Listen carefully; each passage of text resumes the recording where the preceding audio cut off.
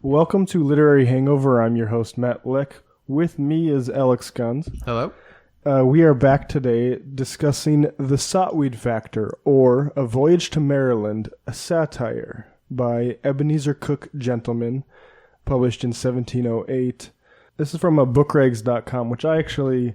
Have you been on Bookregs? Yeah, you pointed it out earlier, and I was on it for this one and Pilgrim's Progress. A lot of good resources on that. I've never even heard of it. If you're a student in English, taking any English classes, particularly an English major, I would invest in that, a subscription there, because there's a lot of good secondary sources and summaries and discussions on it. But anyway, it also includes sources such as the Dictionary of Literary Biography, and I'll read from that their entrance on Ebenezer Cook.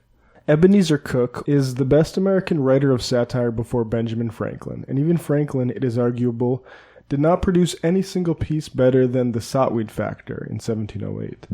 In this poem, and in the history of Colonel Nathaniel Bacon's rebellion in Virginia, both composed in the hudibrastic verse form popularized by Samuel Butler, Cook initiated a tradition of Southern humor that eventually spawned Mark Twain and William Faulkner, and that remains vitally alive today.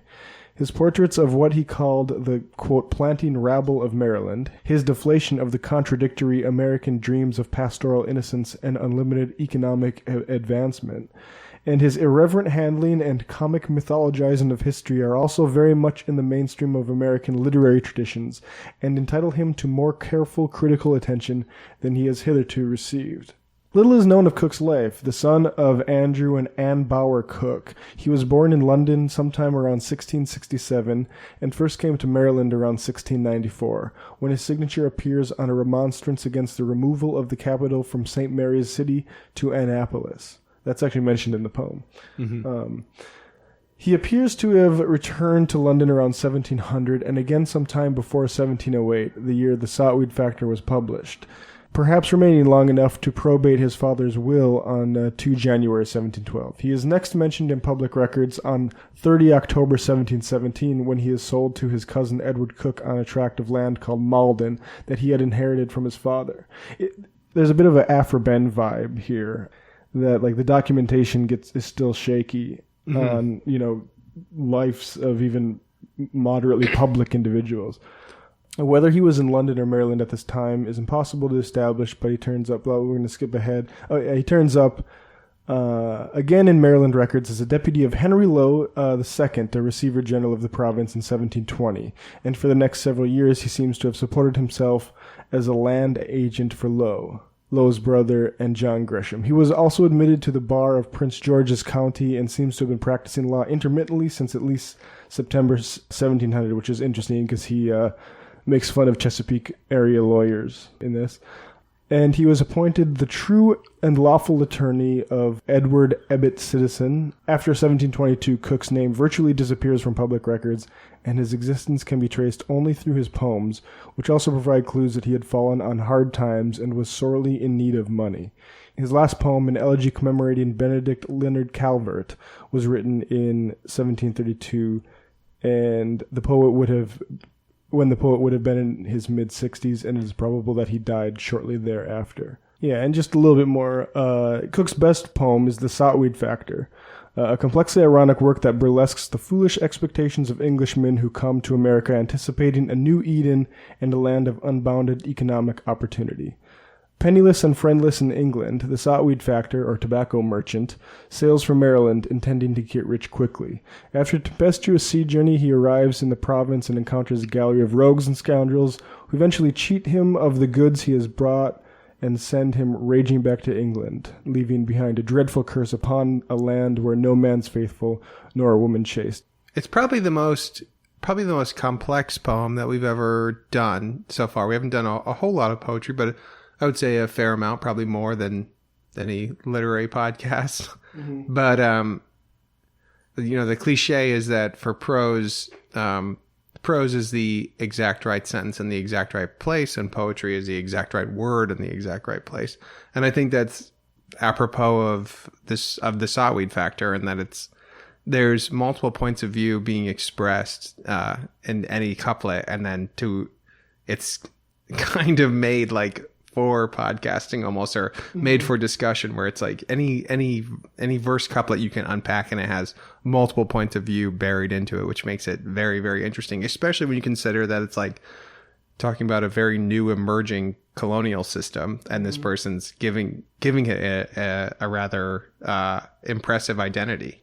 Yeah, I thought it's just fascinating as an artifact. And that's my primary interest in it. And then I come to find that it is, I would say, more, well, first, aesthetically, there's more clangers in this than I think any poem we've read, more than Bradstreet or more than Longfellow. Yes. That come to mind. Like, there are some lines that are just like I wouldn't have turned those in undergrad creative writing classes. Well, yeah, and we should also say the difference is also this poem might be the first poem that we cover that has no apprehensions of being high art. That this is like a body poem. This is a poem that's actually made for memory, which is the theory currently is where like poetry may come from, the idea of memorizing, like rote memorizing long forms of information. But like I'm reading it and then listening to your recording of it, there are certain like phrases, almost like a cycle, that can turn around in my head. Like I think I was walking through Central Park while listening to your recording, being like, I kind of could get into the rhythm of my step with your reading of it. Yeah. And you had some, we should talk about hudibras and the hudibrastic form of poetry and satire. What do you have to say about that? Yeah, so the last, what was it? It was Hiawatha. For Hiawatha, we talked about verse and meter, and so verse and meter definitely is a way of defining what this poem is going to be about. And so just as like a refresh for the reader, an iamb is like a short syllable followed by a long syllable. An example would be above. And then a way of ordering that is in how many iambs you put on a line, and a line is a meter. So hubristic or hudibristic, which is a very rare type of poetry, is iambic tetrameter, which is lines with 4 iambs, so 4 short and long words, basically. Not necessarily, but that, like, if you can make that motion with your mouth, that essentially is what you have to have 4 of those iambs. So not just that, but also Cook writes in hudibristic couplet.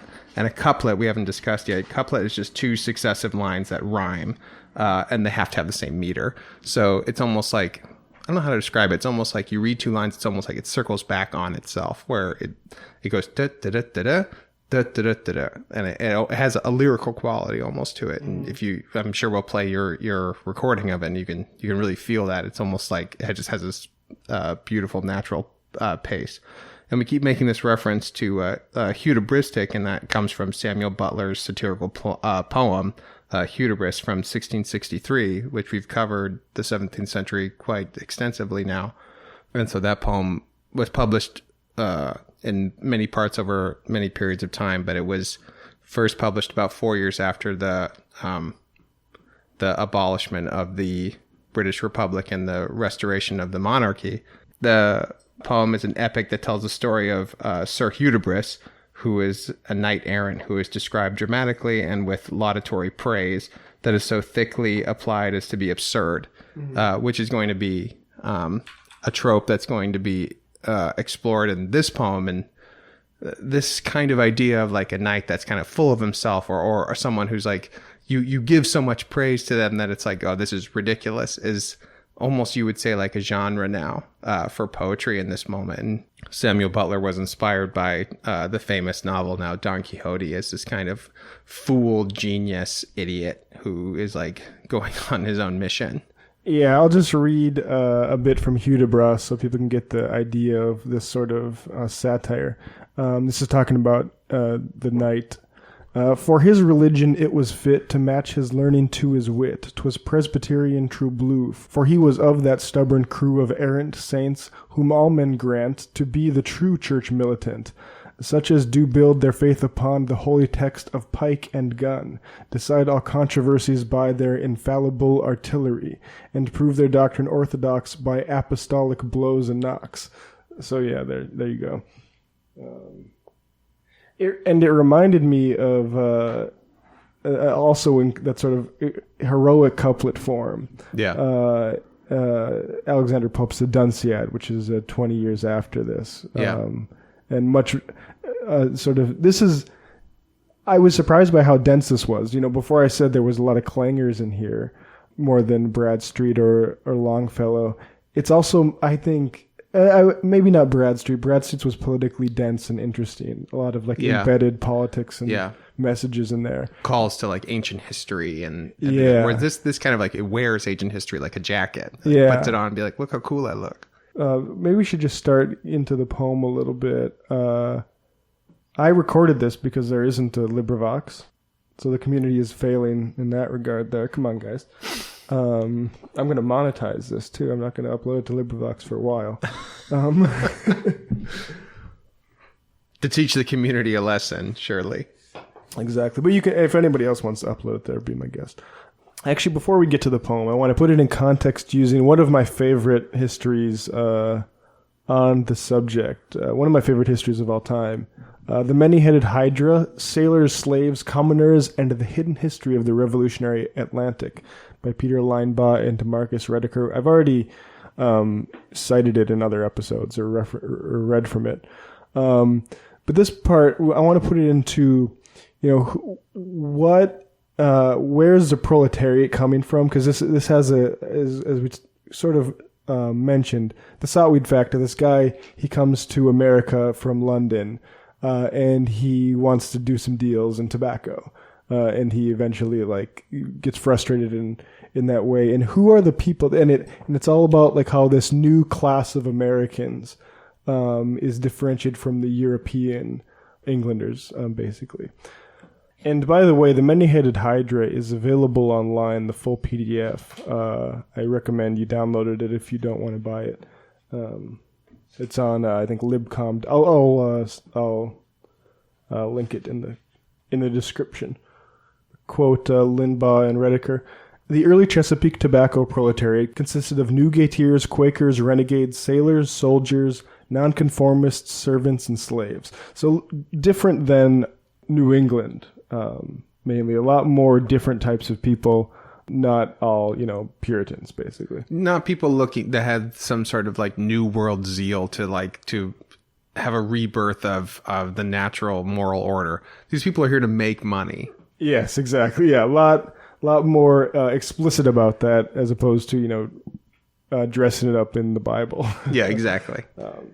In 1662, the House of Burgesses erected whipping posts and granted masters the legal right to beat their servants. Complaining of the audacious unruliness of many stubborn and incorrigible servants resisting their masters and overseers, they promised beatings and extra service to anyone who laid violent hands on his or her master, mistress, or overseer. Summarizing the rising tensions of Virginia's eastern shore, Douglas Deal writes that, quote, physical violence, verbal abuse, work slowdowns, sabotage, and running away by servants all became much more common after the 1660s. Running away by servants will be alluded to in this poem.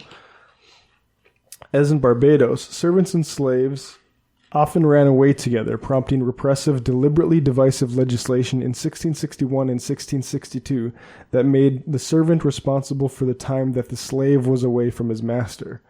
In 1664, Maryland's rulers passed an act against English women who were, quote, forgetful of their free condition and to disgrace of the nation, do intermarry with Negro slaves, by which also diverse suits may arise, touching the issue of such women, and a great damage doth befall the masters.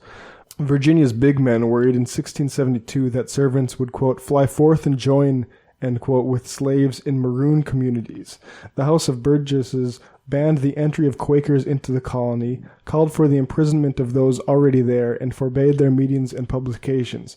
George Wilson, a former soldier in the new model army, who in early 1662 was chained to a post with an Indian in a stinking prison in Jamestown, denounced the cruelty and oppression of, quote, company of lazy and lewd people who, not caring to work, feed upon the sweat and labor of others.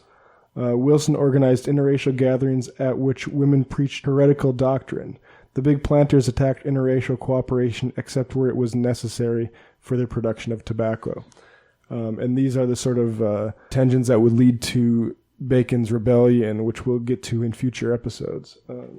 So yeah, this is where this Sot-Weed Factor is going to make his name. And I just want to put this thought in there right away: is we don't really get right off the bat. He tells us that he leaves England for the colonies, but we don't really know why. Yeah, and it's ambiguous. And I think there's something it's worthwhile being suspicious of. That here. But anyway, we will start with the reading. My own reading now. I'm gonna put a little bit of reverb on this, just to make my own voice sound more tolerable to myself, and because I have the ability on this soundboard, so I'm going to do it.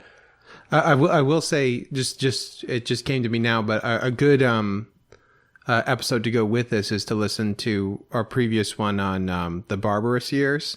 We talk a lot about like early colonial history, and there's a lot of background that I think that this poem touches on really well. Like just talking about like people coming over here for not so great means, or like the best of intentions. Right.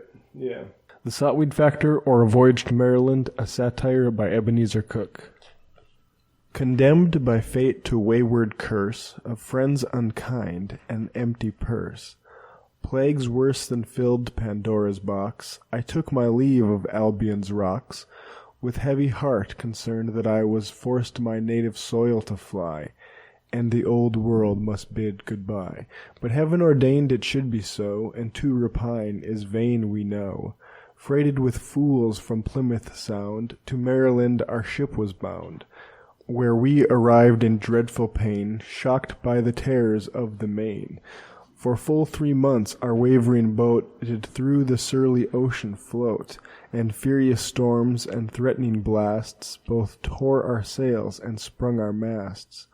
Wearied yet pleased we did escape such ills, we anchored at the Cape, but weighing soon we ploughed the bay, to cove it in Piscataway way. Intending there to open store, I put myself and goods ashore, where soon repaired a numerous crew in shirts and drawers of Scotch cloth blue, with neither stockings, hat, nor shoe. It's interesting to me how focused on clothing a lot of this clothing is such an important political signifier. Yeah. Like if a white person is wearing Native American clothing or Indian clothing, it's a huge statement. And if an Indian is wearing colonist clothing, it's a huge political statement. English person notes that everyone's wearing sort of like this Scotch linen blue clothing, which is there's some, I don't know. I haven't seen this represented in paintings or something like that. I'd be curious what that actually looked like. A mass of Americans all wearing sort of like cheap linen clothing looked like to an English person. Yeah. And now we get to sort of the racial othering of the Americans. He goes right in for that. And when we talk about that, I want to bring in the work of Sarah Ford. This is A Humor's Role in Imagining America, Ebenezer Cook's The Sot-Weed Factor by Sarah Ford. She brings up Benedict Anderson, who wrote a book called Imagined Communities about nationalism. And it's, I think, super interesting. And I think this book, Sarah Ford writes here. In this essay, I will investigate humor's role in the process of imagining America as a community separate from the motherland of Britain. Humorous writings in general, and Cook's poem in particular, have received little attention related to their role in the process of nationalism. Their move is not admittedly the bold declaration of a, quote, city on a hill, end quote, set apart from England, but the humor works by subtly separating British from colonists, outsiders from insiders. As the factor insults the colonists, he distances himself from them, thus taking on the role of an outsider. In the dual satire, the colonists become insiders who perceive the humor in the factor's inability to adapt to American life.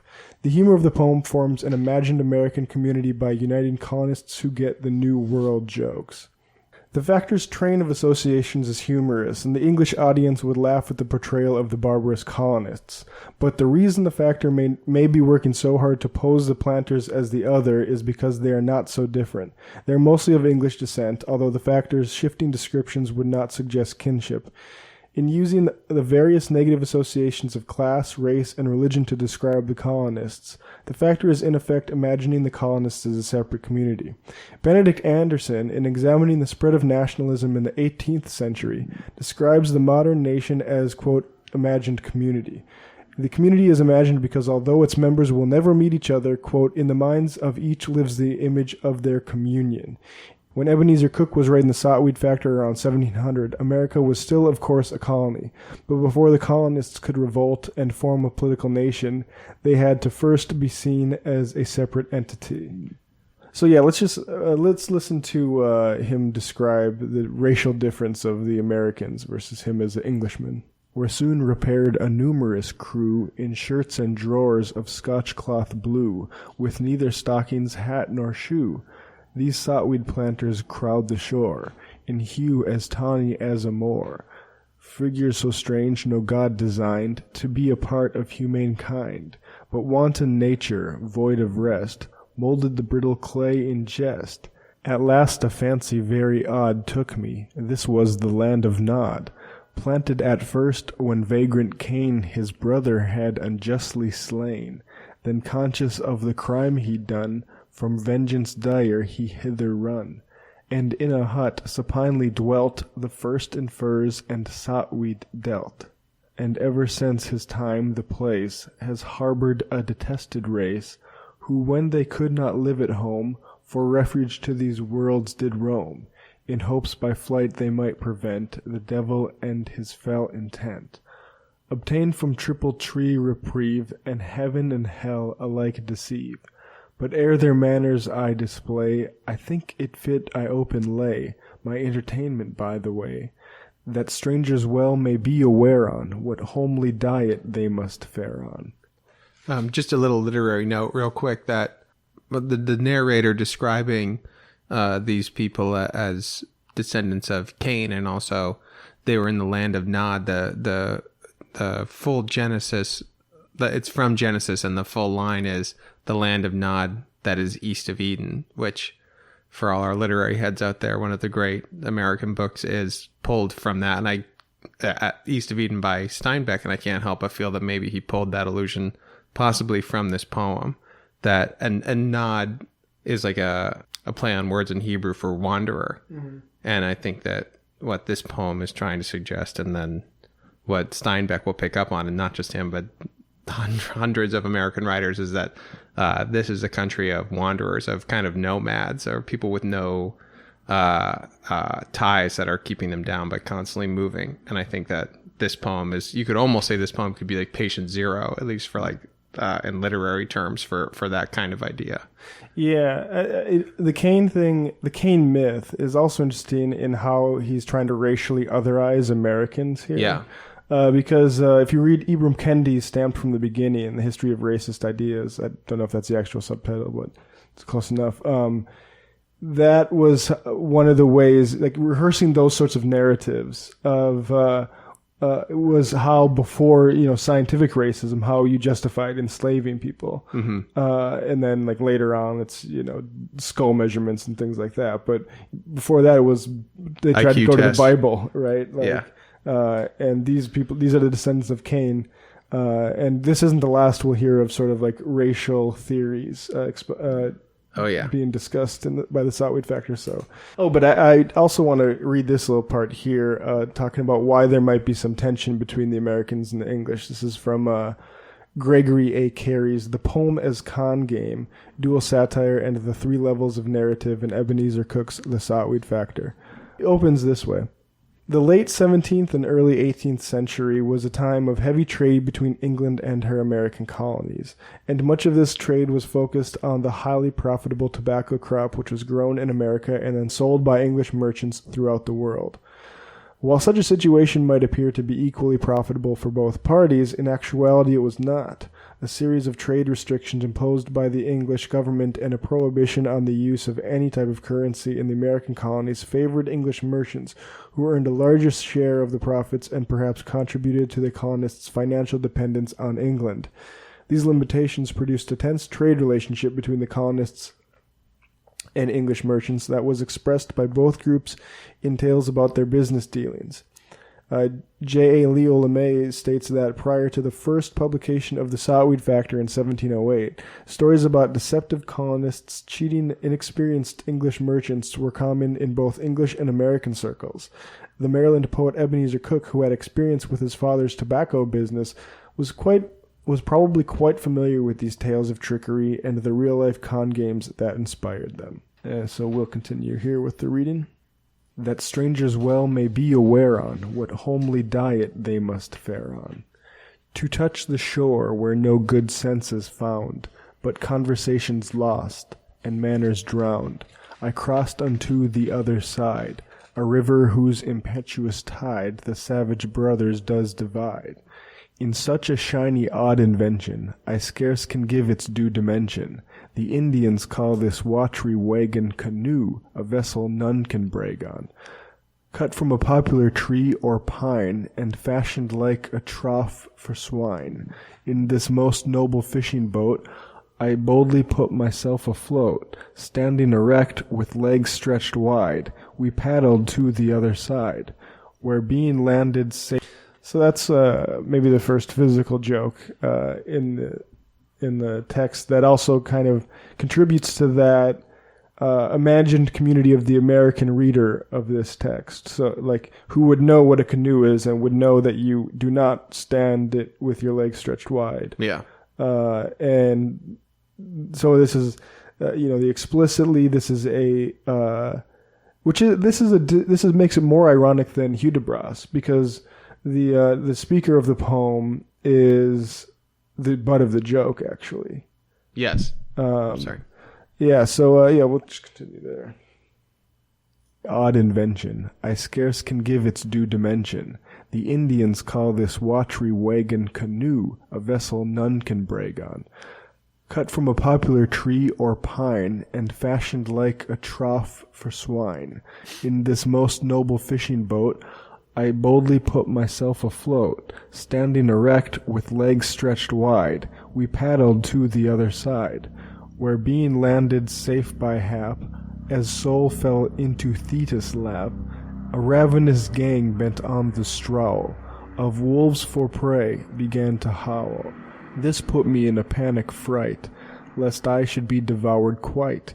But as I there amusing stood, and quite benighted in a wood, a female voice pierced through my ears, crying, "You rogue, drive home the steers." I listened to the tractive sound, and straight a herd of cattle found, drove by a youth and homeward bound.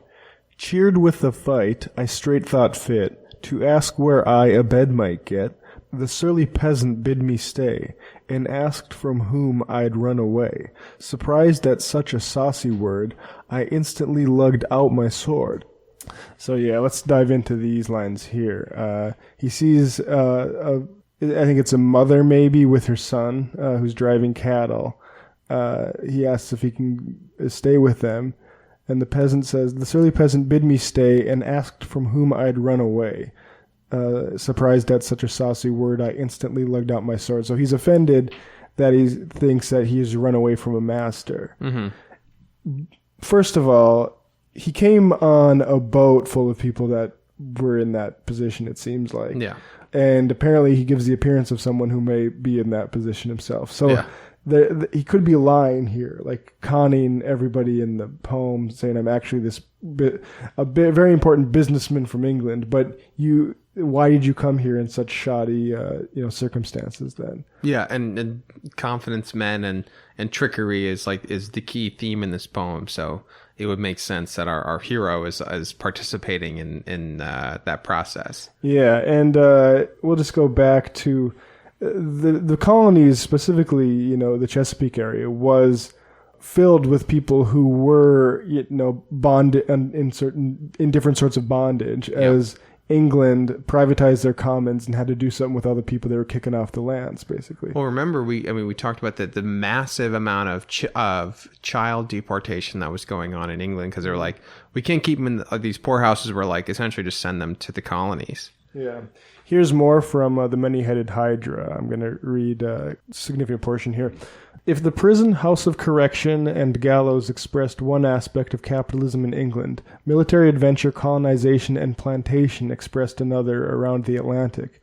When Sir Humphrey Gilbert established the first English colony in the New World, in Newfoundland in 1583, the chronicler of the settlement compared it to the military adventures of Joshua, who conquered, quote, strange nations, took their lands and divided them among God's people, and kept the vanquished at hand to, quote, to hew the wood and carry water. Gilbert's hewers and drawers included not only, quote, savages, but also his own countrymen, those men, women, and children who had lived idly at home and might now be set to work in America, mining, manufacturing, farming, fishing, and especially felling trees, hewing and sawing them, and such like work meet for those persons that are no men of art and science. Both Gilbert and Richard Hakluyt, the main propagandist for English exploration and settlement, saw an advantage in England's late entry into the European scramble for the New World colonies. The expropriations that coincided with colonization meant that England, unlike Portugal, Spain, the Netherlands, or France, had a huge and desperate population that could be redeployed overseas. I'm going to skip over a few sections of this about how they banished the Irish, the Gypsies, and Africans, but I want to include this part about Queen Elizabeth's view of Africans. Oh, God. Queen Elizabeth, who in 1596 sent an open letter to the Lord Mayor of London and to the mayors and sheriffs of other towns, this is what she wrote. Quote, Her Majesty, understanding that several blackamoors have lately been brought into this realm, of which kind of people there are already too many here. Her Majesty's pleasure, therefore, is that those kind of people should be expelled from the land. In the same year, she engaged a German slave dealer to confiscate black people in England in return for English prisoners of war. In 1601, she proclaimed herself, quote, highly discontented to understand the great number of, and it's spelled Negars, negars, and blackamoors which are crept into this realm. So yeah, that's Queen Elizabeth I for you. So she's canceled. So yeah, she's probably already canceled, but just to stay canceled. But people be like, she was actually pretty progressive. It's like, no, she was a girl boss. In the coffin. She was a girl boss who leaned in. She's an epic boss. Another part of the terror was forced labor overseas, a different kind of, quote, going west.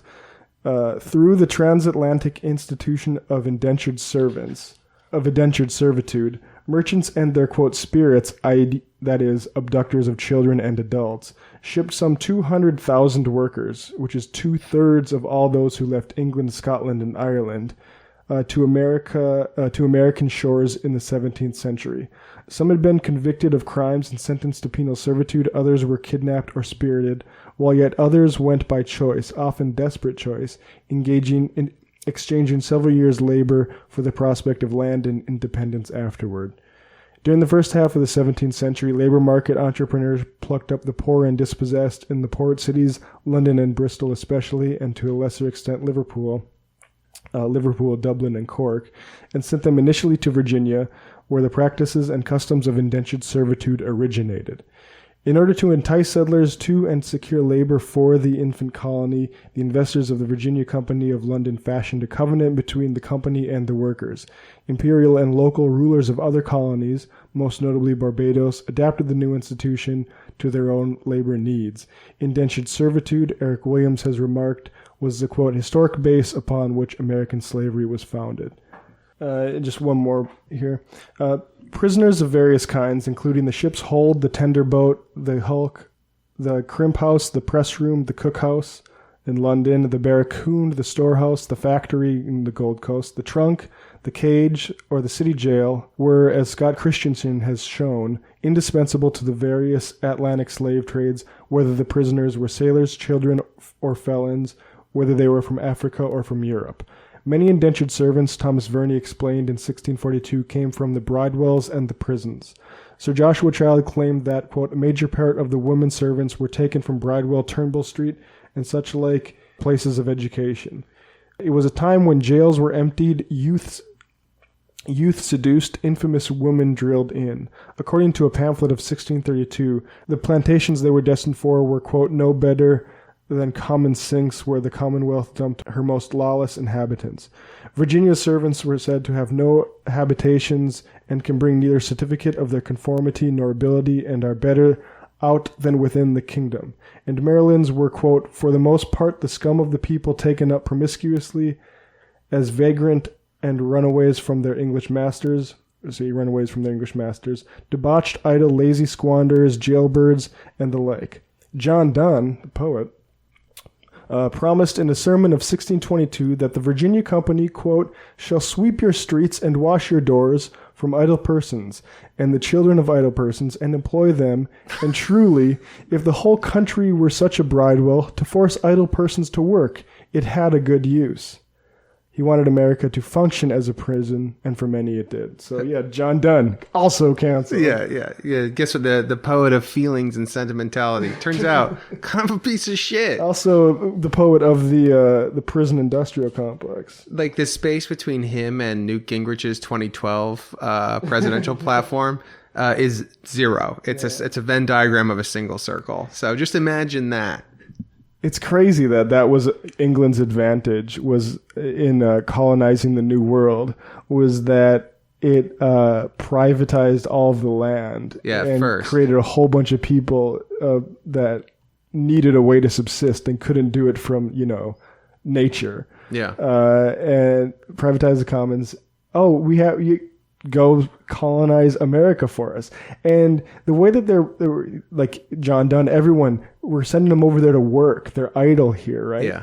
And we wonder why we think you need to actually do a job to receive health care. I mean, I was going to say that that reading of describing different peoples that are coming over here. We have one part religious fanatics that are like, we're going to start the whole world over and then we'll probably destroy the world if we have the opportunity. Mm-hmm. The other people are literally just people who have been displaced and are thrown over here. The people who are like, I served my time, my 4 years of indentured servitude. Yeah. So why the fuck should I pay for fat people's health care? Yeah, basically. And then just people who are literally forced over through slavery. It's like if you mix that up and you could just open it up, you just put in a time capsule, open up 2019 today and here we are. All right, we'll continue. I straight thought fit to ask where I a bed might get. The surly peasant bid me stay, and asked from whom I'd run away. Surprised at such a saucy word, I instantly lugged out my sword, swearing I was no fugitive, but from Great Britain did arrive, in hopes I better there might thrive. So the idea that this is all about searching for opportunity, we know is wrong, because the very first lines of the poem are condemned by fate to wayward curse of friends unkind and empty purse. Yeah. Yeah. So he's not just, I'm just looking for new opportunities, I'm in between. That's like me before I got hired at Vice, after college. Yeah. It's like me in every interview being like, I loved my previous jobs. I've obviously been fired for a long time. Mildly made out my sword, swearing I was no fugitive, but from Great Britain did arrive, in hopes I better there might thrive. To which he mildly made reply, I beg your pardon, sir, that I should talk to you unmannerly, but if you might please to go with me, to yonder house you'll welcome be. Encountering soon the smoky seat, the planter old did thus me greet. Whether you come from jail or college, you're welcome to my certain knowledge, and if you please I love that the guy, the old planter says, whether you come from jail or college. So it's like, okay, yeah, you've just come for the opportunities. Yeah. Hinting that, you've escaped prison or escaped some sort of situation, maybe. Well, that doesn't matter here also. Uh-huh. I think it's something that's important to note. That it's not just that it's they're not just negating it. Or it's not that they're ignorant of college. They don't give a shit. Right. That all those skills of aesthetics, theory or abstract concepts, that's not of any use on the frontier. The frontier is about how wily you are. Mm-hmm. And I think maybe it's a different one by Cook, but I think he goes back in on college book learning later on, but we'll see. Mm-hmm. The planter old did thus me greet. Whether you come from jail or college, you're welcome to my certain knowledge, and if you please all night to stay, my son shall put you in the way, which offer I most kindly took, and for a seat did round me look.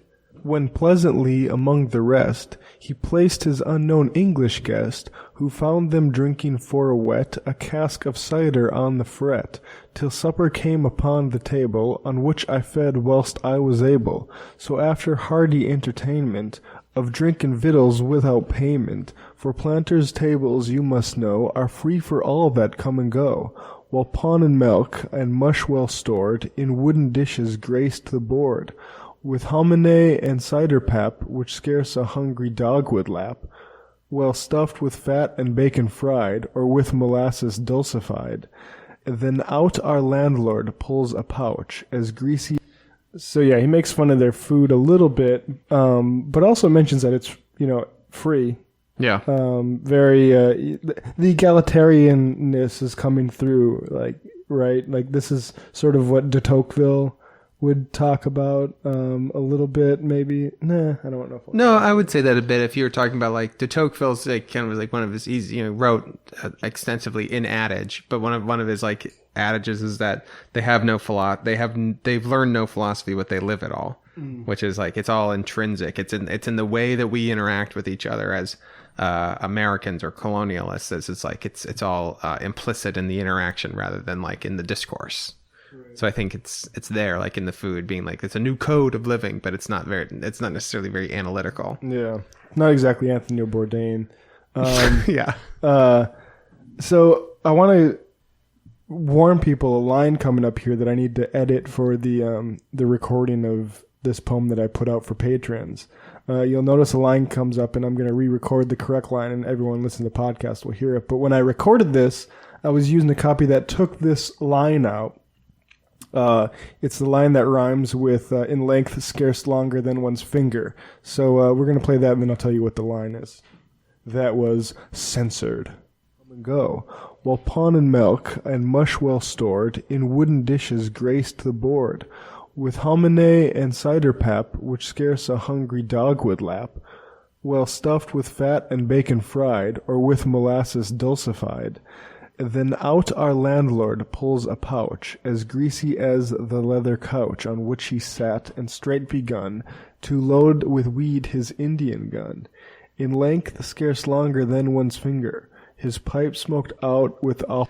All right, so yeah, the version I was reading from just took out, which is tough in couplets, because you recognize, well, where's the thing that's supposed to rhyme with finger? But here it is. Then out our landlord pulls a pouch, as greasy as the leather couch on which he sat, and straight begun to load with weeds his Indian gun, in length scarce longer than one's finger, or that for which the ladies linger. Not bad. Pretty scandalous, huh? Dick joke. Yeah. Because the ladies linger for, that thing as long as this pipe. Penis jokes, they're all over, like, the last 500 years of literature, at least. Oh, I think even more than that, I think. Remember, all of them. They, like, found that, like, what the hell was it? It was a little bit ago, or, a couple decades ago. They found this kind of, like, this Grecian amphitheater that had been lost, and they're, like, it was in the original Olympic Games, like, this is incredible. And they found, like, like a bathhouse or something like that. And it was filled with ancient graffiti, and all the graffiti was, like, Xerxes has an amazing cock. Like, it was all just like, I want to fuck this guy. It was the most insane, like ludicrous stuff, and it was all about like sex, basically. Yeah, like the equivalent of like Calvin decals in the back of trucks. Yeah, basically. Greeks, just love it. I think there was like some other ancient civilization that like we translated some texts and they had jokes. It's like the oldest jokes known to man, and they're like, yeah. Actually, I want to read those. We'll just take a slight detour. Let me search those. Okay, it is a saying of the Sumerians who lived in what is now southern Iraq, and it goes, something which has never occurred since time immemorial. A young woman did not fart in her husband's lap. It's funny and true. It is true. Yeah. To load with weed his Indian gun, in length scarce longer than one's finger, his pipe smoked out with, or that for which the ladies linger, sorry, on which he sat, and straight begun to load with weed his Indian gun, in length scarce longer than one's finger. His pipe smoked out with awful grace, with aspect grave and solemn pace. The reverend sire walks to a chest, of all his furniture the best, closely confined within a room, which seldom felt the weight of broom. From thence he lugs a keg of rum, and nodding to me thus begun, I find, says he, you don't much care for this our Indian country fair. But let me tell you, friend of mine, you may be glad of it in time, though your stomach is so fine. And if within this land you stay, you'll find it true what I do say. This said, the rundlet up he threw, and bending backward strongly drew. I plucked as stoutly for my part, although it made me sick at heart. Now, so here we have two. We have the dick joke, that for which the ladies linger. And then here, alcohol plays a big part of this poem. And he is just as comfortable taking big pulls of liquor as the Americans are. This said, the rundlet up he threw, and bending backward strongly drew. I plucked as stoutly for my part, although it made me sick at heart. So he might have some sort of like alcoholism or something that, although it made me sick at heart, you don't know, is he like lamenting being beneath him in terms of class by taking alcohol, or maybe he has some sort of alcoholism. But anyway. Although it made me sick at heart, and got so soon into my head, I scarcely could find my way to bed, where I was instantly conveyed by one who passed for chambermaid, though by her loose and sluttish dress she rather seemed a bedlam bess. Curious to know from whence she came, I pressed her to declare her name. She, blushing, seemed to hide her eyes, and thus in civil terms replies, In better times, ere to this land, I was unhappily trepanned. Perchance as well I did appear as any lord or lady here, not then a slave for twice 2 year. Preoccupation with servitude. I mean, it does seem like this was basically all you talk about. So how long do you have to serve for before you get your own land? And then as people graduate out of their terms, they want land themselves, and then where do you get the land from? Well, the Indians. Mm-hmm. Fashionably new, nor were my shifts of linen blue. But things are changed now at the hoe. I daily work and barefoot go.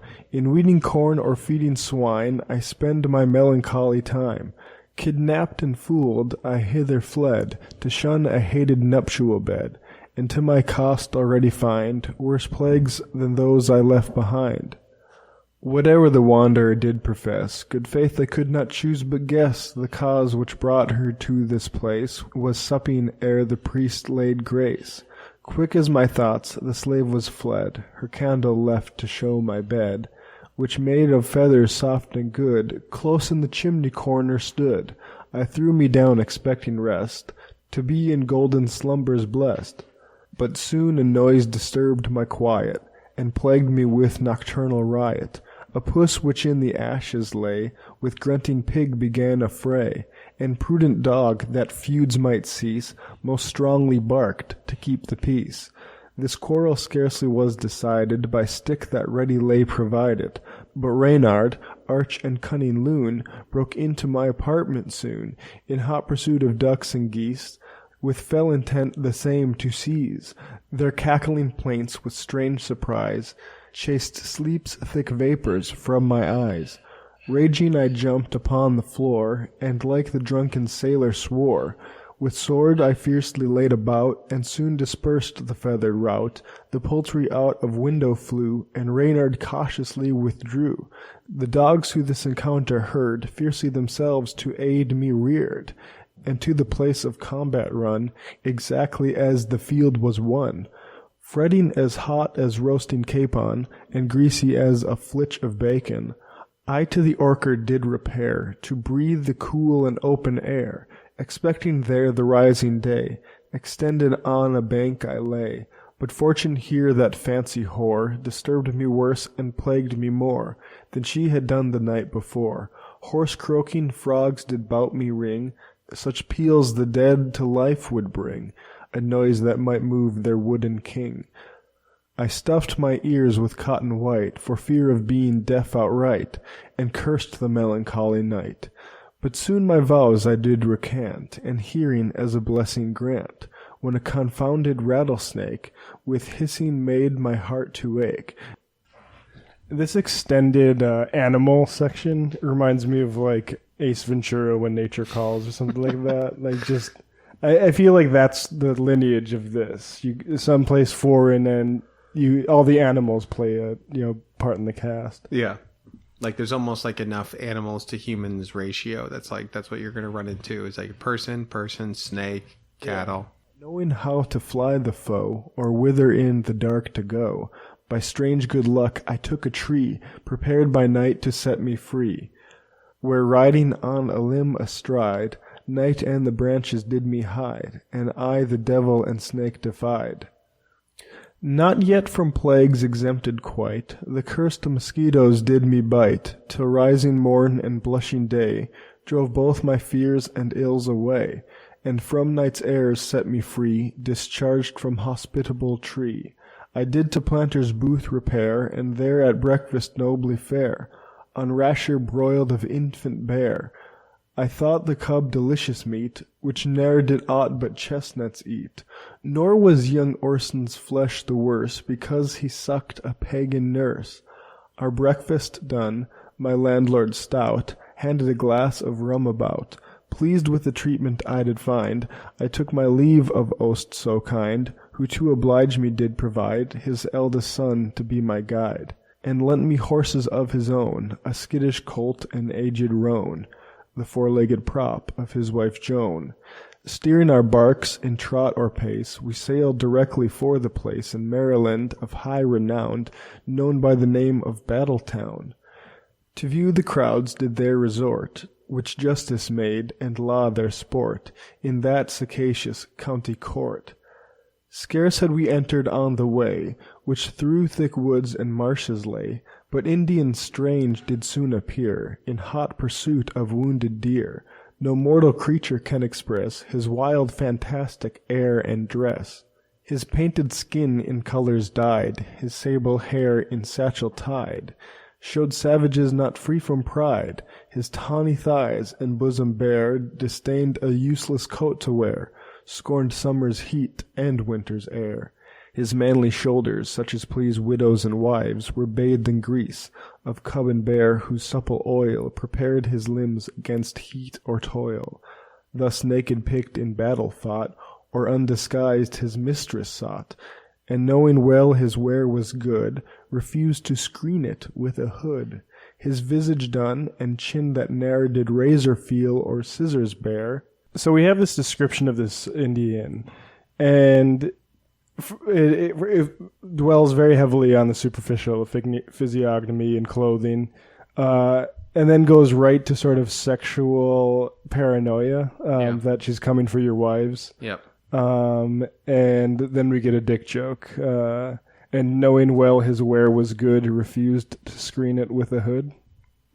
There you go. Guys know. That was like, I mean, you would walk 18 miles to hear a dick joke like that. Back in this Yeah, we can put another point on the scoreboard for ye old entertainment. It would be rocking chair, looking at the stars, and walking a good way to find a good dick joke. And chin that ne'er did razor feel or scissors bear, or knew the ornament of hair. Looked sternly grim, surprised with fear. I spurned my horse as he grew near. But Roan, who better knew than I the little cause I had to fly, seemed by his solemn steps and pace resolved I should the spectre face, nor faster moved, though spurred and licked, than Balaam's ass by prophet kicked.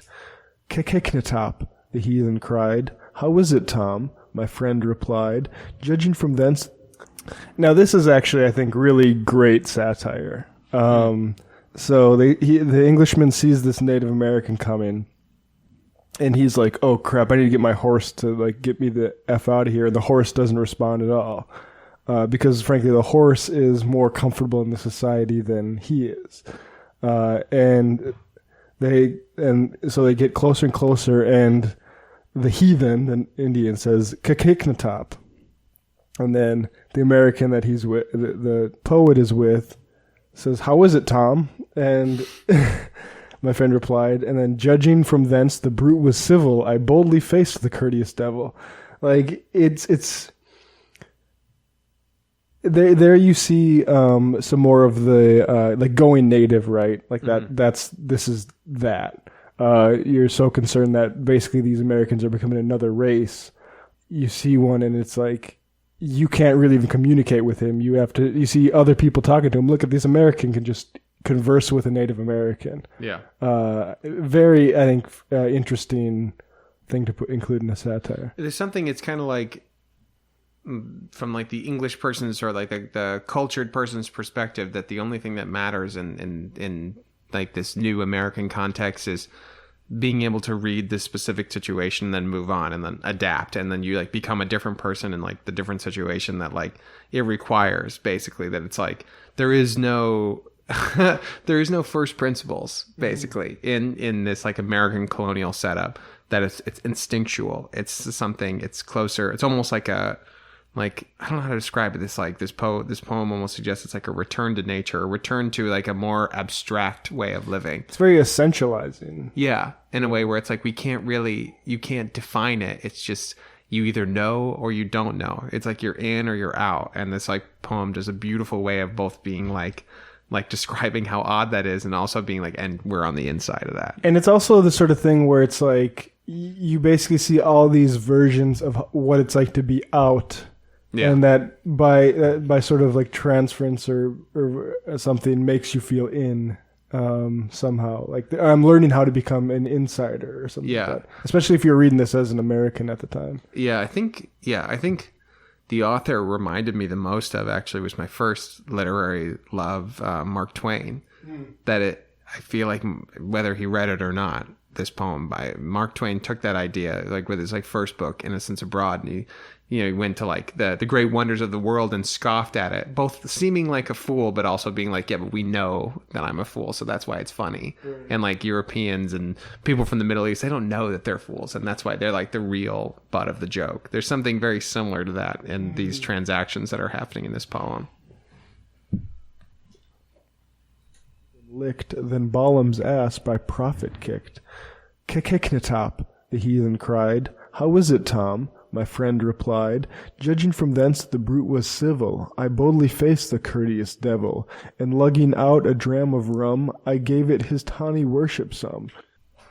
Also, alcohol is a medium of communication with Native Americans, who in his language, as I guess, my guide informing me no less, implored the devil me to bless.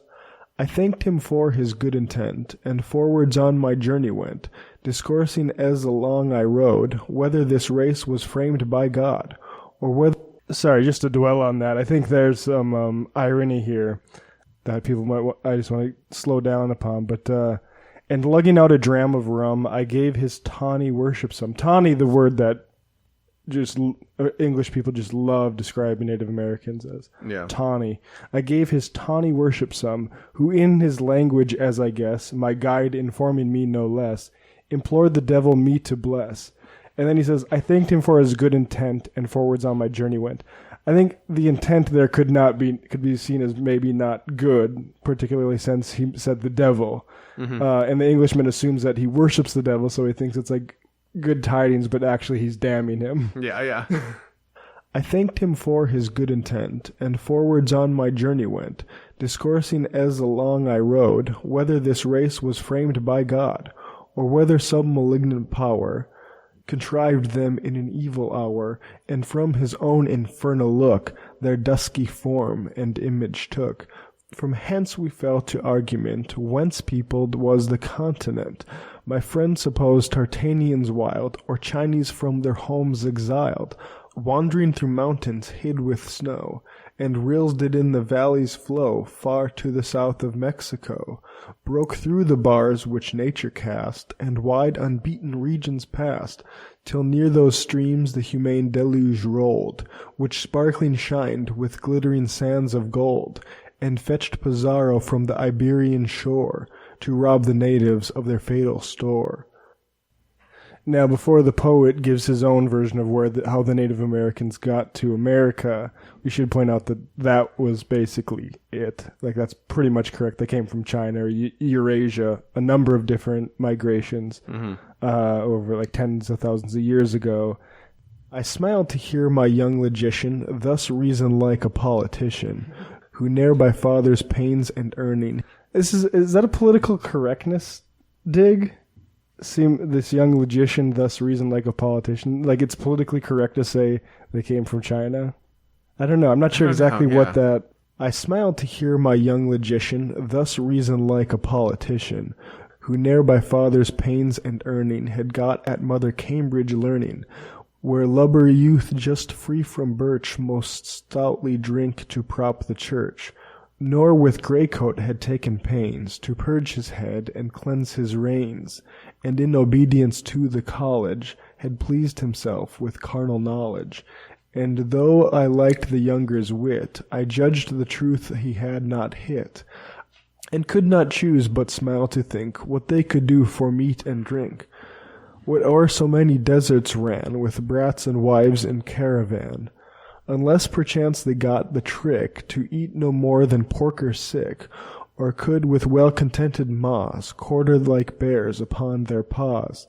Thinking his reasons to confute, I gravely thus commenced dispute, and urged that though a Chinese host might penetrate this Indian coast, yet this was certainly most true, they never could the isle subdue, for knowing not to steer a boat, they could not on the ocean float, or plant their sunburnt colonies in regions parted by the seas. I thence inferred Phoenicians old discovered first with vessels bold these western shores, and planted here, returning once or twice a year, with naval stores and lasses kind, to comfort those were left behind, till by the winds and tempests tore from their intended golden shore, they suffered shipwrecked or were drowned, and lost the world so newly found. But after long and learned contention, So the poet's prediction or surmise is that Indians descended from Phoenicians who had colonized it earlier and then basically forgot about it. Now, I think Chinese people developed like different kinds of boat technology throughout like the long history of that continent. Oh, absolutely. Right. Like, I think there's maybe different reasons they didn't go across the Pacific Ocean with boats. Then just it wasn't essential to their race. But what this sort of academic discussion of where the Native Americans came from, it's important for any society that's dispossessing those people to like try to come to grips with who they're dispossessing and what their claim to it is. And if their claim is just like their earlier versions of colonists, then it's not so bad. Mm-hmm. I want to go back to Sarah Ford.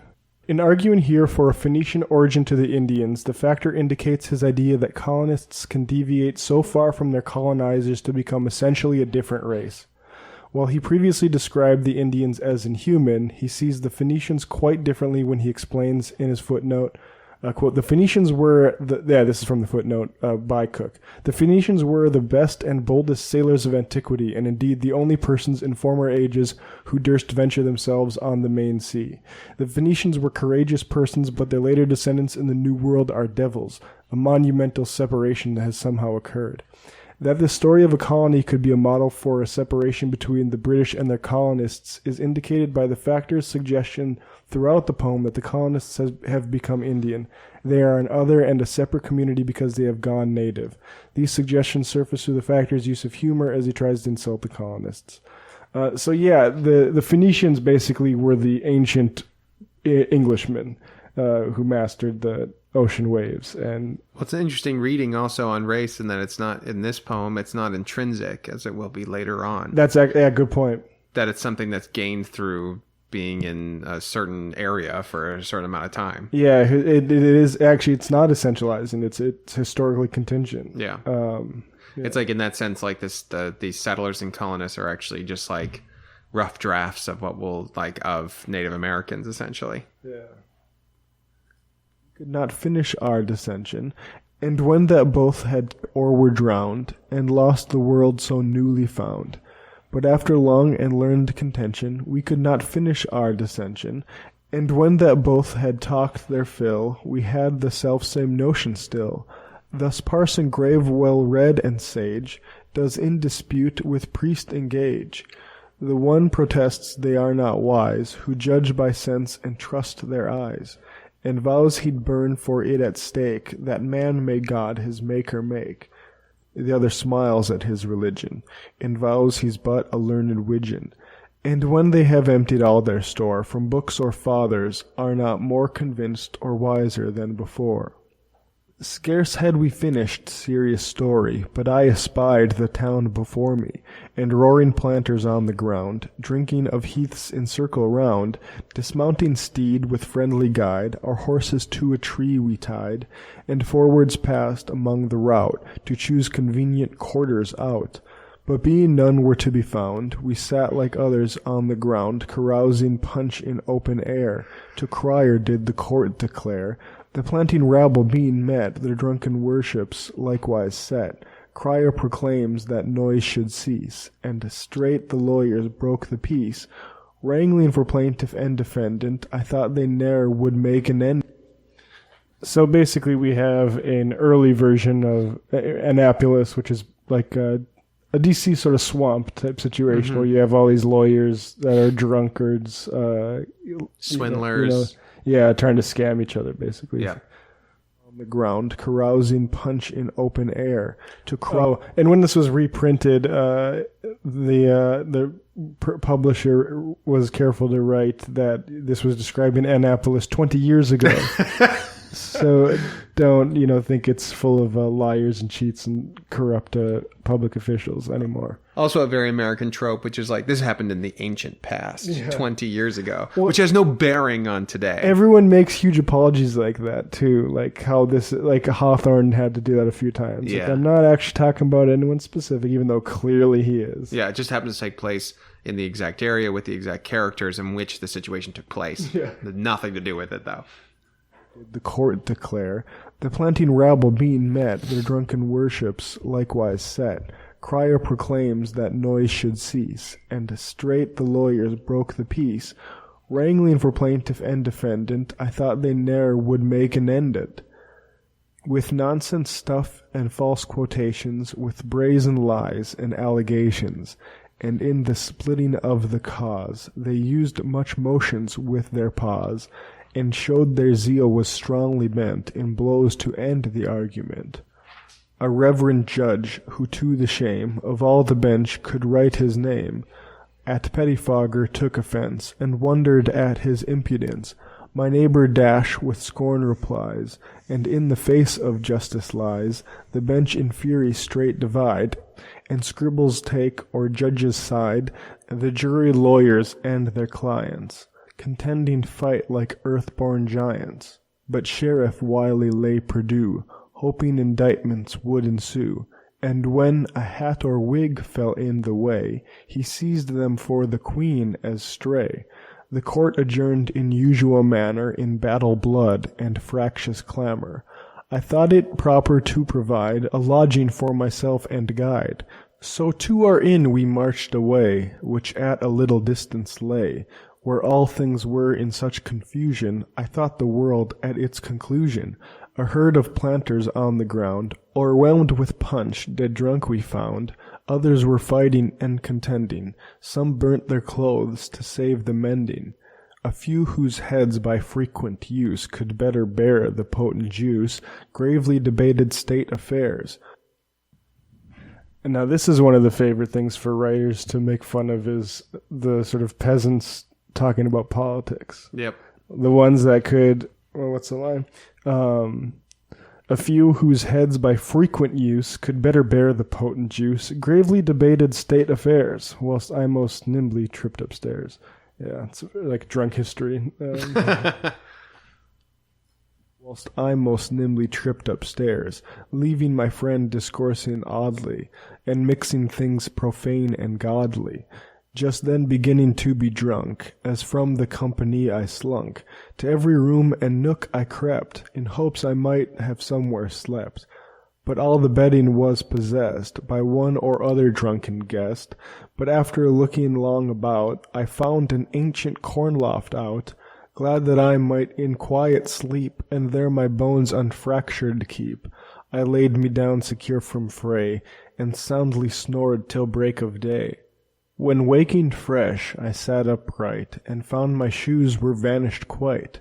Hat, wig, and stockings, all were fled from his extended Indian bed.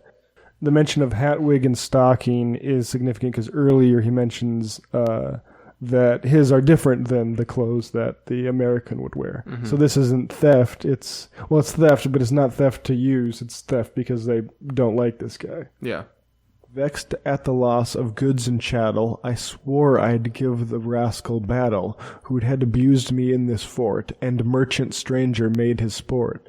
I furiously descended ladder. No hare in March was ever madder. In vain I searched for my apparel, and did with host and servants quarrel, for one whose mind did such aspire to mischief, threw them in the fire. Equipped with neither hat nor shoe, I did my coming hither rue, and doubtful thought what I should do. Then looking round I saw my friend lie naked on a table's end, a sight so dismal to behold, one would have judged him dead and cold, when wringing of his bloody nose, by fighting got we may suppose. I found him not so fast asleep, might give his friends a cause to weep. Rise, Orinoco, rise, said I, and from this hell and bedlam fly. Now, literary hangover listeners will, of course, recognize the word Orinoco as the name of the protagonist of the Afro-Ben work, and they take it from the same source, which is the Orinoco River.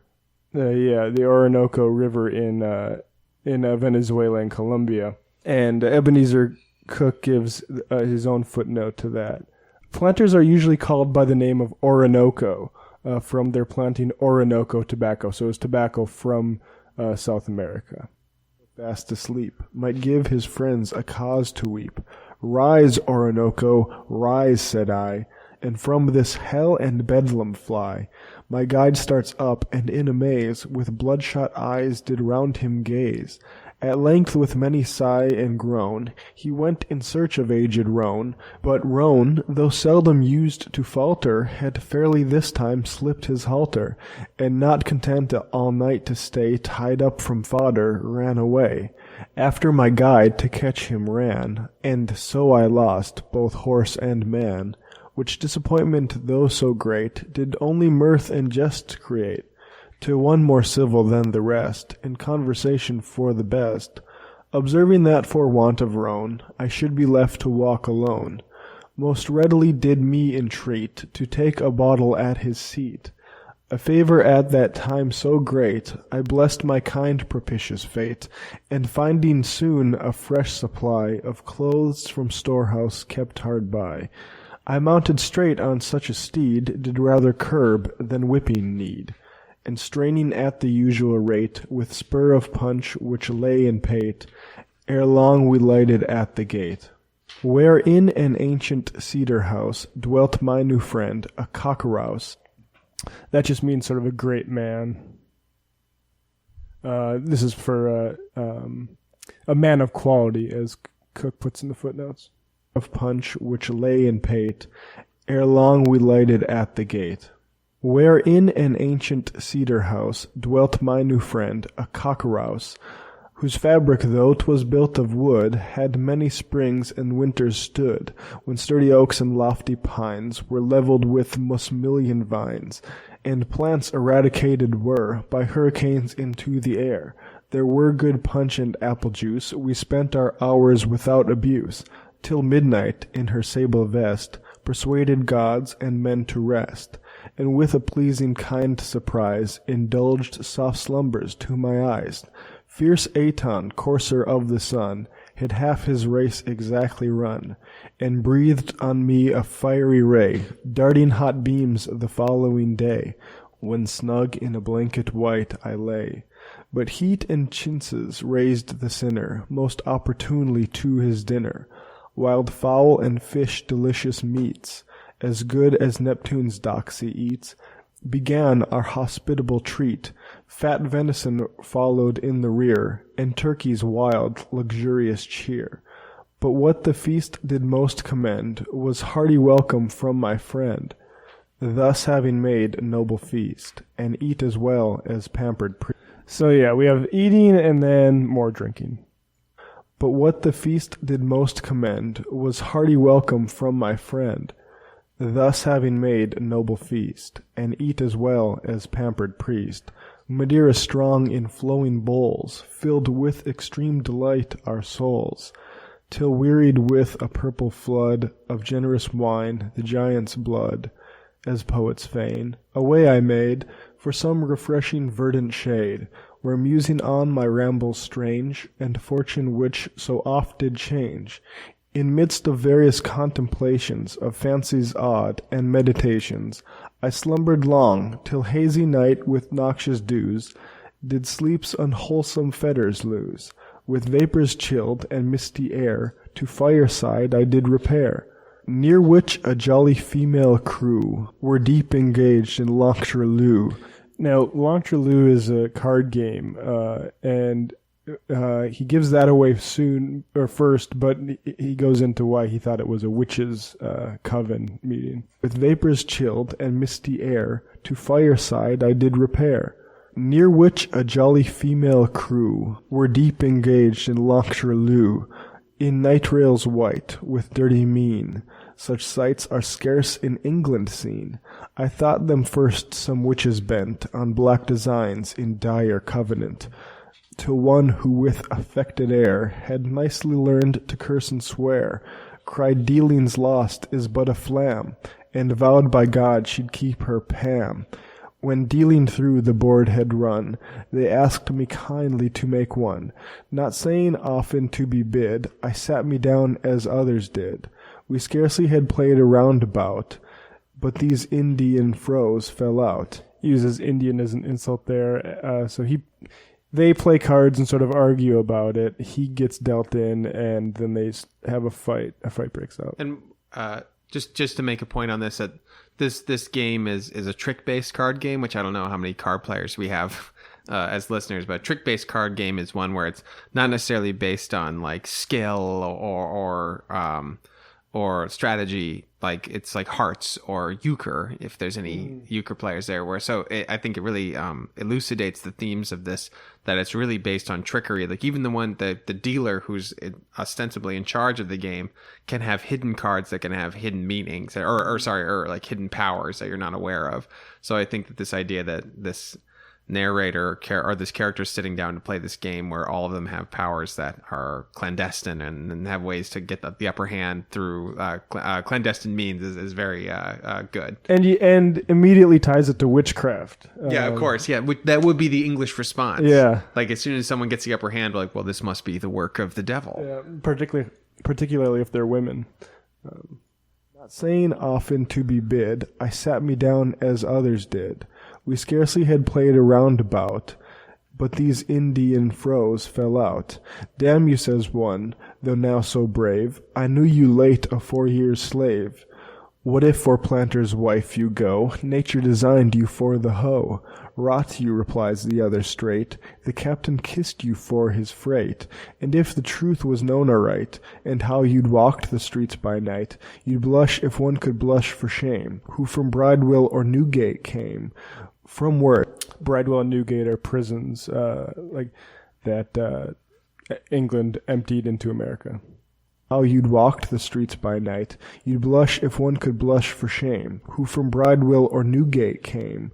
From words they fairly fell to blows, and being loath to interpose, or meddle in the wars of punk, away to bed in haste I slunk.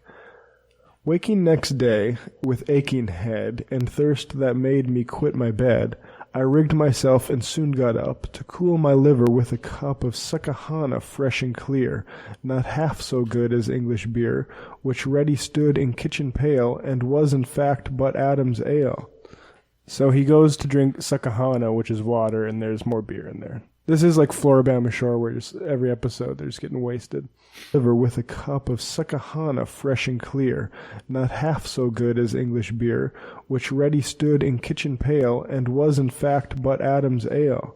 For planters' cellars you must know, seldom with good October flow, but Perry Quince and apple juice, spout from the tap like any sluice, until the casks grown low and stale, they're forced again to goud and pale. The soothing draught scarce down my throat, enough to put a ship afloat. With Cockroach as I was sitting, I felt a fever intermitting, a fiery pulse beat in my veins, from cold I felt resembling pains. This cursed seasoning I remember, lasted from March to cold December, nor would it then its So a couple of things. One, when he says they're forced again to goud and pale, goud is when a goud grows upon an Indian vine resembling a bottle when ripe is hollow. This is a planter's used of to drink the water out of. So yeah, you have to use this bit of a vine to drink out of. Also, I think this part is a description, if I'm reading this right, a description of a hangover. Yeah. Veins. From cold I felt resembling pains. This cursed seasoning I remember, lasted from March to cold December. Nor would it then its quarters shift, until by Cardus turned adrift, and had my doctor's wanted skill, or kitchen physic at her will, my father's son had lost his lands, and never seen the Goodwin sands. But thanks to fortune and a nurse, whose care depended on my purse, I saw my... Sorry, but just to draw attention to that. But thanks to fortune and a nurse whose care depended on my purse, Medicare for all, had lost his lands, and never seen the Goodwin sands. But thanks to fortune and a nurse whose care depended on my purse, I saw myself in good condition without the help of a physician. At length the shivering ill relieved, which long my head and heart had grieved. I then began to think with care how I might sell my British ware, that with my freight I might comply, did on my charter party lie. To this intent, with guide before, I tripped it to the eastern shore. While riding near a sandy bay, I met a Quaker, yea and nay, a pious conscientious rogue, as e'er wore bonnet or a brogue, who neither swore nor kept his word, but cheated in the fear of God, and when his debts he would not pay, by light within he ran away. So, got a religious hypocrite. Just to elucidate that play on words there, like the light within is this Quaker concept where instead of like being moved by doctrine or some sort of written work, it's like you're moved by the Holy Spirit to act. And like a good example is that Quaker service is largely silent, like it's silent meditation, unless you're moved by the light within to speak, and any parishioner can get up and say whatever moves them. So if you went to like a Quaker meeting in Brooklyn, they would say that like, I don't know, that it's ridiculous what Trump's doing or something. So what I like that the writer zeroes in on this is that his inner light happens to tell him to run away from his creditors. Yeah, exactly. Yeah. It's very American. With this sly zealot soon I struck a bargain for my English truck, a green for 10,000 weight of Sot-Weed good and fit for freight. Brought Orinoco bright and strong, the growth and product of his ground, in cask that should contain complete 500 of tobacco neat. The contract thus betwixt us made, not well acquainted with the trade, my goods I trusted to the cheat, whose crop was then aboard the fleet, and going to receive my own, I found the bird was newly flown. Cursing this execrable slave, this damn pretended godly knave, on dire revenge and justice bent, I instantly to council went, unto an ambidexter quack, who learnedly had got the knack of giving glisters, making pills, of filling bonds, and forging wills. So yeah, will forging and this sort of thing, or legal document shenanigans is something we saw in the Cooper Pioneers episode with actually James Fenimore Cooper's father. And it also is true that the justice system in Maryland at this time was kind of, this isn't entirely an exaggeration. Yeah. And it's also interesting that, yes, like in order to, make a living out here, this guy goes from being a sort of quack doctor to a barrister or like a legal representative. And those are sort of like, he's sort of like, there's some fluidity between those two for him. Yeah. And with a stock of impudence supplied his want of wit and sense.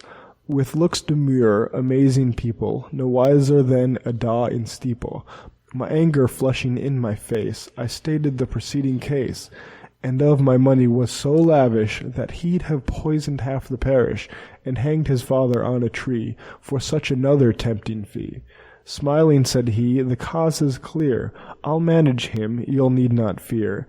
The case is judged, good sir, but look in Galen, no, in my Lord Cook. I vow to God I was mistook. I'll take out a provincial writ, and trounce him for his knavish wit. Upon my life we'll win the cause, with all the ease I cure the yaws. Resolved to plague the holy brother, I'll set one rogue to catch another. To try the cause, then fully bent, up to Annapolis I went, a city situate on a plain, where scarce a house will keep out rain. The buildings framed with cypress rare, resembles much our Southwark fare, but stranger here will scarcely meet, with market-place exchange a street. And if the truth I may report, 'tis not so large as Tottenham Court. Bit of snobbery, like this is rinky-dink compared to London. Mm-hmm. But stranger here will scarcely meet, with market-place exchange a street. And if the truth I may report, 'tis not so large as Tottenham Court. St. Mary's once was in repute, now here the judges try the suit, and lawyers twice a year dispute. As oft the bench most gravely meet, some to get drunk, and some to eat, a swinging share of the country treat. But as for justice, right or wrong, not one amongst the numerous throng knows what they mean or has the heart to give his verdict on a stranger's part. Now court being called by beat of drum, the judges left their punch and rum, when pettifogger doctor draws his paper force and opens cause, and least I should the better get, bribed quack suppressed his knavish wit. So made upon the downy field, pretends a force, and fights to yield. The bypassed court without delay adjudged my debt in country pay, in pipe staves corn or flesh of boar, where cargo for the English shore. Raging with grief, full speed I ran to join the fleet at Kicquetan. Embarked and waiting for a wind, I left this dreadful curse behind. May cannibals transported o'er the sea prey upon these slaves, as they have done on me. May never merchants trading sails explore this cruel, this inhospitable shore. But left abandoned by the world to starve, may they sustain the fate they well deserve. May they turn savage, or as Indians wild, from trade, converse, and happiness exiled. Recreant to heaven, may they adore the sun, and into pagan superstitious run, for vengeance ripe. May wrath divine then lay those regions waste, where no man's faithful, nor woman chaste. End of the Sot-Weed Factor by Ebenezer Cook. This will come out right on just about the anniversary of its publication. Yeah, well, it says 15 January 1707, but I don't know if it was actually published till 1708. But yeah, longest time ago, 1707. But it's interesting that it ends, may they turn savage or as Indians wild, from trade, converse, and happiness exiled. It's funny that just immediately we go to economic warfare. Mm-hmm. Fine, you want to be Indians, be Indians. We don't need to send our boats here anymore. Of course they did, but yeah. Yeah, I don't know. I don't know if I have anything left to say about this that's I haven't said yet. Do you have any concluding marks on the poem? Yeah, I just think that it's the poem eludes your grasp in a very impressive way, where it has like a very kind of wide, unclear target for its satire. It's so obviously satire, but what's not clear is what the target and what the program is. Like who's the other in this poem, and it's constantly shifting lenses, and in that way it's just like this kind of beautifully American piece in that sense, where it's like you're only as good as the next conversation you have. And I think there's a lot in this poem about people showing up in a situation and becoming the person who has to thrive in that situation, which may have nothing to do with the previous one. And that's a character like in a Hallmark that's going to go right through to today. Like I think of like Gatsby is a great one. Like this, the self-made person also means the person that obliterates their past. Or like if we want to go to like prestige TV, it's like the Don Draper character. Like it's interesting that those are largely characters of drama. And this maybe from my understanding, maybe one of the first real literary experiences of someone who has to change themselves and become a non-person to live in this world. Is rather like it's largely a comedic expression of that idea. We'll actually have another Sot-Weed Factor episode in the future, a month or two from now, because the postmodernist author, I guess people call him, John Barth, wrote a book by the same title that's sort of a fictionalized version of this poem, following Ebenezer Cook as he tries to write the Marylandiad poem. He's the poet laureate of Maryland. Very funny. Have you gone through much of it? I've gone through a third. I know for the listener, it's quite long, so I want to be able to get ahead of it for our for the episode. That's why it's going to take a while. The paperback here is about 800 pages, a little bit shy of 800, so it's a long one. But in the style of, it reminds me a lot of Mason and Dixon by Thomas Pynchon. I think Mason Dixon is that's my favorite, one of my favorite books of all time. But this is, I love it. I love the sort of the idea here in this book. The shifting perspective, I think, screams out for a postmodernist interpretation. Right. Yeah, and a lot of the events, like the women playing cards and stuff, it's in that poem. So yeah, we'll talk about that. That's coming up in the future. We sort of hinted at Bacon's Rebellion, but we're going to get deeper into that in the upcoming episodes. We have another poem by Ebenezer Cook. It's probably the second most famous. I don't know if I know enough to say that categorically, but he did one on Nathaniel Bacon, Bacon's Rebellion. So we'll talk about that and Bacon's Rebellion. We also have another When Grace Returns. An episode, another one on Aphra Behn, her play The Widow Ranter, which is also about Bacon's Rebellion. And then we'll have a special guest I'll be joined by for a Toni Morrison novel, A Mercy, which also is sort of tangentially, the same time frame, has some Bacon's Rebellion stuff in it. So we're going to go heavy Bacon's Rebellion. Also, Michael Brooks will be on the show in the coming weeks discussing the George Orwell essay. Alex, anything else you want to say before we sign off? Patreon.com/literary hangover. Become a subscriber today if you want to keep this show growing. We got some exciting things. We want to do some video stuff, frankly. Make some good literature documentaries. So if you want to, any amount, I don't really use the different tiers on Patreon, so if you pay whatever you want. That includes people who are already paying. So anyone who pays on Patreon gets the George Orwell reading series and the bonus content. So patreon.com/literary hangover, folks, and we will see you next time.